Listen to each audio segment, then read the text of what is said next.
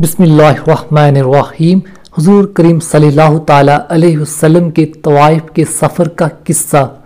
نبوت مل جانے کے بعد 9 برس تک نبی کریم صلی اللہ تعالیٰ علیہ وسلم مکہ مکرمہ میں تبلیغ فرماتے رہے اور قوم کی ہدایت اور اصلاح کی کوشش فرماتے رہے، لیکن تھوڑی سی جماعت کے سوا جو مسلمان ہو گئی تھی اور تھوڑے سے ایسے لوگوں کے علاوہ جو باوجود مسلمان نہ ہونے کے آپ صلی اللہ تعالیٰ علیہ وسلم کی مدد کرتے تھے، اکثر کفار مکہ آپ صلی اللہ تعالیٰ علیہ وسلم اور آپ کے صحابہ رضی اللہ عنہ کو ہر طرح کی تکلیفیں پہنچاتے تھے، مذاق اڑاتے تھے اور جو ہو سکتا تھا اسے درگزر نہ کرتے تھے۔ حضور کریم صلی اللہ تعالیٰ علیہ وسلم کے چاچا ابو طالب بھی انہی نیک دل لوگوں میں تھے جو باوجود مسلمان نہ ہونے کے حضور کریم صلی اللہ تعالیٰ علیہ وسلم کی ہر قسم کی مدد فرماتے تھے۔ 10ویں سال جب ابو طالب کا بھی انتقال ہو گیا تو کافروں کو اور بھی ہر طرح کھلے مہار اسلام سے روکنے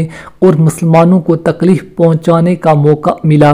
حضور اقدس صلی اللہ تعالیٰ علیہ وسلم اس خیال سے طائف تشریف لے گئے کہ وہاں قبیلہ ثاقف کی بڑی جماعت ہے، اگر وہ قبیلہ مسلمان ہو جائے تو مسلمانوں کو اور ان تکلیفوں سے نجات ملے اور دین کے پھیلنے کی بنیاد پڑ جائے۔ وہاں پہنچ کر قبیلے کے 3 سرداروں سے جو بڑے درجے کے سمجھے جاتے تھے گفتگو فرمائی اور اللہ کے دین کی طرف بلایا اور اللہ کے رسول کی یعنی اپنی مدد کی طرف متوجہ کیا، مگر ان لوگوں نے بجائے اس کے کہ دین کی بات کو قبول کرتے یا کم از کم عرب کے مشہور مہمان نوازی کے لحاظ سے ایک نوورد مہمان کی خاطر مدد کرتے، صاف جواب دے دیا اور نہایت بے رخی اور بد اخلاقی سے پیش آئے۔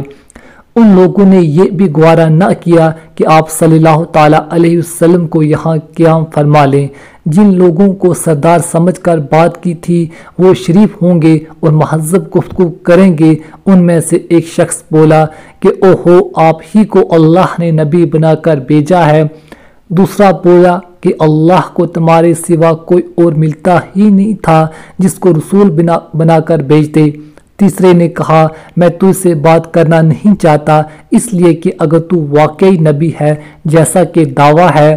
تو تیری بات سے انکار کر دینا مصیبت سے خالی نہیں، اور اگر جھوٹ ہے تو میں ایسے شخص سے بات کرنا نہیں چاہتا۔ اس کے بعد ان لوگوں سے نا امید ہو کر حضور کریم صلی اللہ تعالیٰ علیہ وسلم نے اور لوگوں سے بات کرنے کا ارادہ فرمایا کہ آپ صلی اللہ تعالیٰ علیہ وسلم تو ہمت و استقال کے پہاڑ تھے، مگر کسی نے بھی قبول نہیں کیا، بلکہ بجائے قبول کرنے کے حضور کریم صلی اللہ تعالیٰ علیہ وسلم سے کہا کہ ہمارے شہر سے فوراً نکل جاؤ اور جہاں تمہاری چاہت کی جگہ ہو وہاں چلے جاؤ۔ حضور کریم صلی اللہ تعالیٰ علیہ وسلم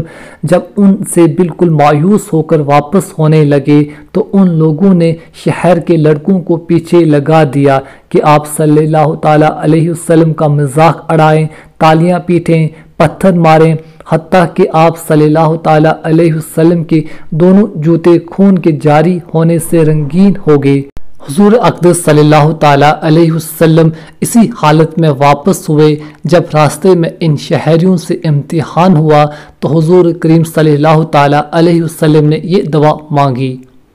ترجمہ: اے اللہ، تجھی سے شکایت کرتا ہوں میں اپنی کمزوری اور بے کسی کی اور لوگوں میں ذلت و رسوائی کی۔ اے ارحم الراحمین، تو ہی صفا کا رب ہے اور تو ہی میرا پروردگار ہے۔ تو مجھے کس کے حوالے کرتا ہے؟ کسی اجنبی بیگانے کے جو مجھے دیکھ کر ترس روح ہوتا ہے اور منہ چڑھاتا ہے، یا کسی ایسے دشمن کے جس کو تو نے مجھ پر قابو دے دیا؟ اے اللہ، اگر تو مجھ سے ناراض نہیں ہے تو مجھے کسی کی بھی پرواہ نہیں ہے، تیری حفاظت مجھے کافی ہے۔ میں تیرے چہرے کے اس نور کے طفیل جس سے تمام اندھیریاں روشن ہو گئیں اور جس سے دنیا اور آخرت کے سارے کام درست ہو جاتے ہیں، اس بات سے پناہ مانگتا ہوں کہ مجھ پر تیرا غضب ہو یا تو مجھ سے ناراض ہو۔ تیری ناراضگی کا اس وقت تک دور کرنا ضروری ہے جب تک تو راضی نہ ہو۔ نہ تیرے سوا کوئی طاقت ہے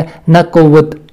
مالک الملک کی شان قہاری کو اس پر جوش آنا ہی تھا کہ حضرت جبرائیل علیہ السلام نے آ کر سلام کیا اور عرض کیا اللہ تعالیٰ نے آپ صلی اللہ تعالیٰ علیہ وسلم کی قوم کی اور وہ گفتگو جو آپ سے ہوئی سنی اور اس کے جوابات سنے، اور ایک فرشتے کو جس کے متعلق پہاڑوں کی خدمت ہے آپ صلی اللہ تعالیٰ علیہ وسلم کے پاس بھیجا ہے کہ آپ صلی اللہ تعالیٰ علیہ وسلم جو چاہیں اس کو حکم دے۔ اس کے بعد اس فرشتے نے سلام کیا اور عرض کیا کہ جو ارشاد فرمائیں اس کی تعمیل کروں، اگر ارشاد ہو تو دونوں جانب کے پہاڑوں کو ملا دوں جس سے سب درمیان میں کچل جائیں، یا اور جو سزا آپ صلی اللہ تعالیٰ علیہ وسلم تجویز فرمائیں۔ حضور کریم صلی اللہ تعالیٰ علیہ وسلم رحیم و کریم ذات نے جواب دیا کہ میں اللہ تعالیٰ سے اس کی امید رکھتا ہوں کہ اگر یہ مسلمان نہیں ہوئے تو ان کی اولاد میں سے ایسے لوگ پیدا ہوں جو اللہ کی پرستش کریں اور اس کی عبادت کریں۔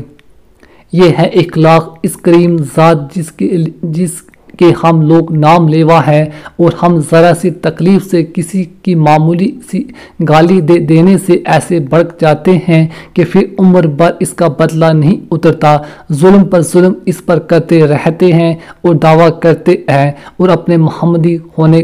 کا اور نبی کے پیر بننے کا۔ نبی کریم صلی اللہ تعالیٰ علیہ وسلم اتنی سخت تکلیف اور مشقت اٹھانے کے باوجود نہ بد دعا فرماتے ہیں اور نہ کوئی بدلہ لیتے ہیں۔